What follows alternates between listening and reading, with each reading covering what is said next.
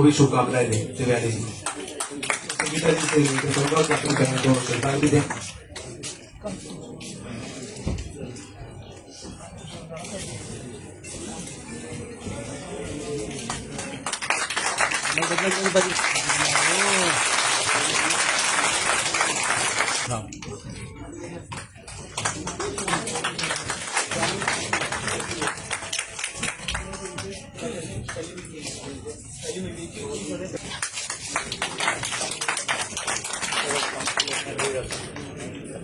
प्रभारी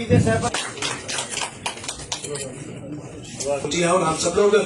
भारतीय जनता पार्टी के लगातार काम करने वाले कार्यकर्ता हैं और नगरोटा विधानसभा के कार्यकर्ताओं को आज इस तरह से हम लोगों ने इस इलेक्शन को आगे बढ़ाना है। उसी के संदर्भ में हमारे डीडीसी के हमारे चेयरमैन, हमारे प्रदेश के उपाध्यक्ष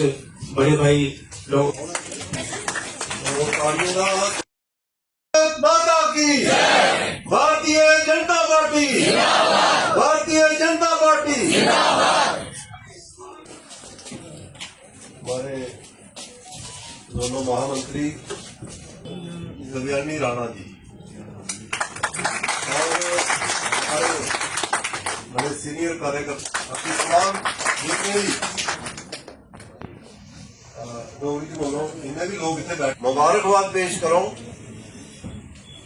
लेकिन कुछ कारणवश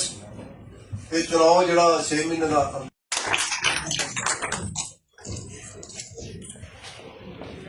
आपने हमें इस लायक समझा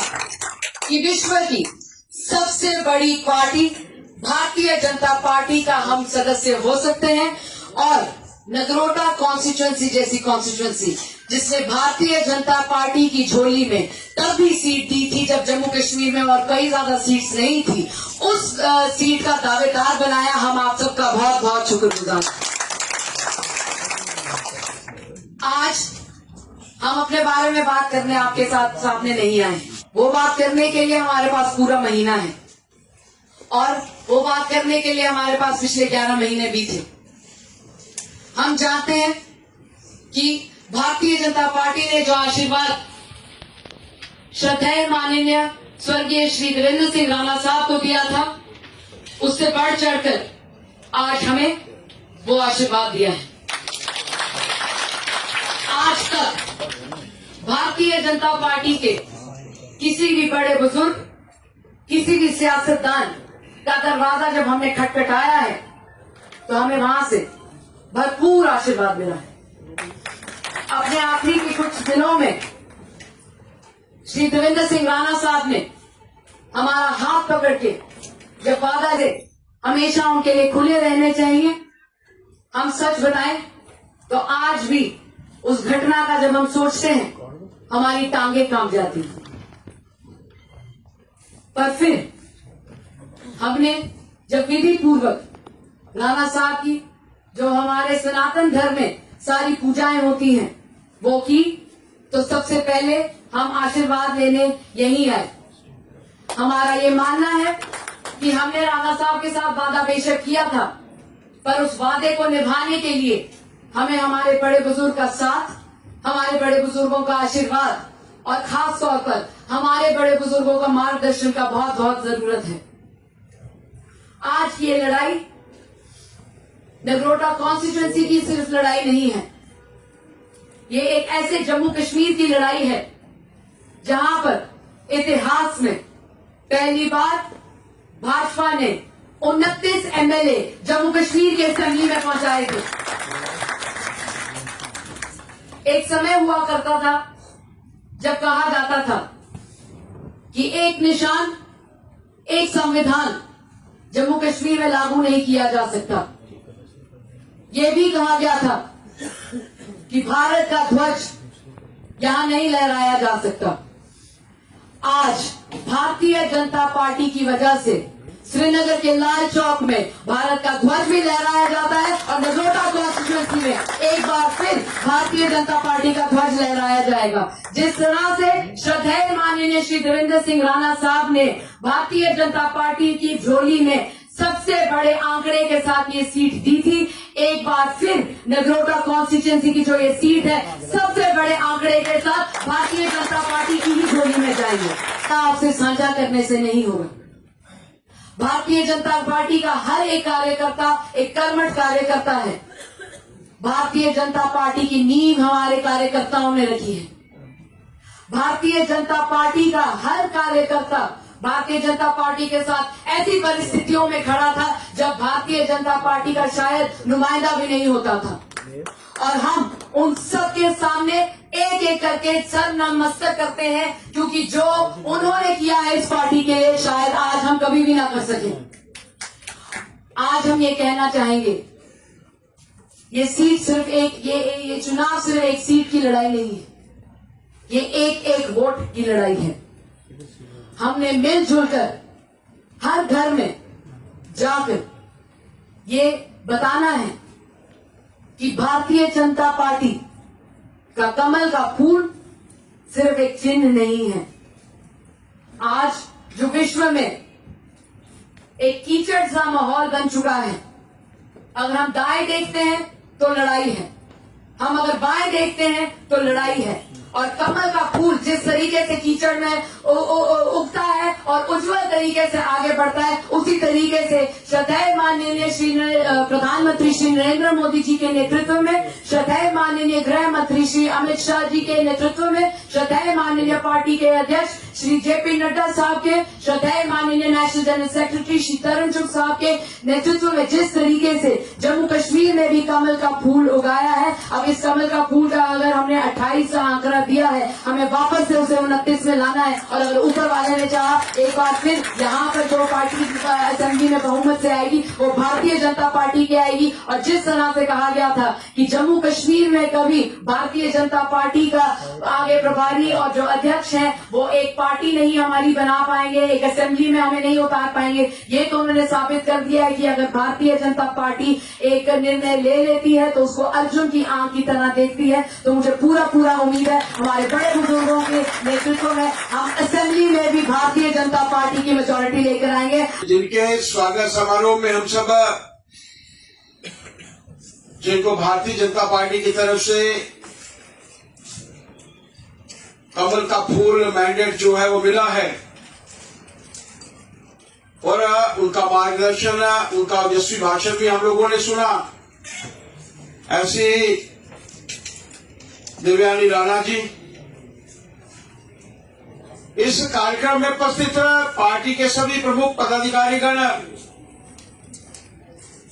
पूर्व मंत्रीगण, जिलों के अध्यक्ष,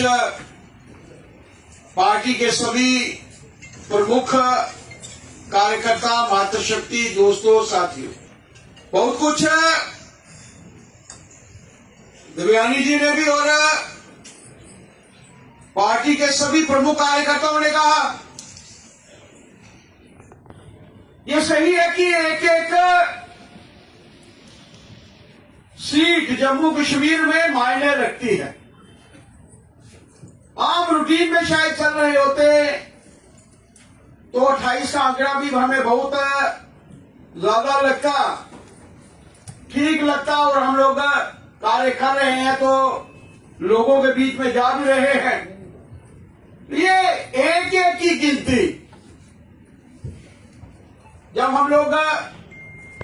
राज्यसभा का चुनाव लड़ रहे हैं तो हमें पता लगता है कि ये एक एक की गिनती कितनी जरूरी होती। 29 का आंकड़ा था हमारे पास, और आज परिस्थितियां हमारे सामने है कि देवेंद्र जी के जाने के बाद ये शाम जी ने ठीक कहा कि एक पैनल बना था, 4 लोगों के नाम पे चर्चा, अंततः 2 नाम वहां पर पहुंचे थे, और बड़ी डिस्कशन के बाद अंत में केंद्र ने ये फैसला लिया कि यहां से उस कार्यकर्ता को सीट मिलनी चाहिए वो लगातार से लोगों के बीच में, और रिजल्ट आप लोगों के सामने आएगा। एक बात मानकर चलिए, मैं देख रहा था लगातार से, मैं भी टच में रहता हूं अपने कार्यकर्ताओं के ट्विटर अकाउंट्स के साथ साथ, एक्स अकाउंट्स के साथ साथ, इंस्टाग्राम के ऊपर, फेसबुक के ऊपर, पता चलता है कि कहां पर आप जाते हैं और कहां लोगों के बीच में आपका नाम है और कैसा वातावरण आप क्रिएट करते हैं। शायद स्वर्ग में बैठा भी हमारा दोस्त यही सोच रहा होगा कि जहां तक मैं पहुंचा हूं 50,000 का टारगेट मैंने अपने तौर पर सरकार बना रही थी, कांग्रेस अपने तौर पर और भारतीय जनता अपने तौर पर, और हम लोग सफल भी हुए जम्मू कश्मीर में सबसे बड़ी पॉलिटिकल पार्टी बनकर उभरने में। लेकिन मित्रों, कुछ परिस्थितियां ऐसी बनी, और जब मैं नगरोटा के संदर्भ में बात करता हूं कि लगभग 30,000 वोटों से भारतीय जनता पार्टी ने इतिहास रचा, तो स्वर्ग में बैठा हुआ हमारा मित्र अगर वो उस वक्त गर्व से महसूस करेगा कि जब हम लोग दिव्यानी जी को 50,000 के मार्जिन से जितवाएंगे। भारतीय जनता पार्टी के बहुत ही वरिष्ठ अधिकारी जिनके वाइस प्रेसिडेंट बैठे थे, आए थे सारे साथियों, लंबी चौड़ी गल नहीं करनी। जियां आदरणीय भारत भूषण जी ने आख्या कि 1 साल का तुसेंगी इंतजार करना पिया, और भारतीय जनता पार्टी ने अपना पूरा प्रोसेस किया, और जी एजेंसीज होंदियां, क्योंकि अज साडी सरकार है और साडी पार्टी जी है बड़ी ट्रांसपेरेंट मैनर करने चलती है, और बहुत सशक्त लीडरशिप है साढ़े को, चाहे प्रदेश की है, चाहे जिला स्तर की है, चाहे मंडल स्तर की है, चाहे राष्ट्र स्तर की तो स्थिति हो, और पूरी प्रक्रिया जी है वह विधिवत तरीके के पालन हुआ। और स्टेट की इलेक्शन कमेटी ने 4 लोग का पैनल जड़ा है, और वो जेडे प्रबल दावेदार है 2, दिव्यानी राणा जी और इस जिले के जिला अध्यक्ष मानयोग नंद किशोर शर्मा जी, और आ सारे लोग जिन्हें हैं वो पार्टी के सिपाही हैं, और बड़ी अनुशासित पार्टी है, और पार्टी ने जो फैसला किया, मुझे लगता है कि वो असें सारे की कबूल है। उसके बाद में पार्टी का प्रदेश की जी इकाई है और राष्ट्रीय स्तर पर राष्ट्रीय अध्यक्ष JP नड्डा जी का और पार्लियामेंट बोर्ड के जेडे सदस्य हैं उनका धन्यवाद करना।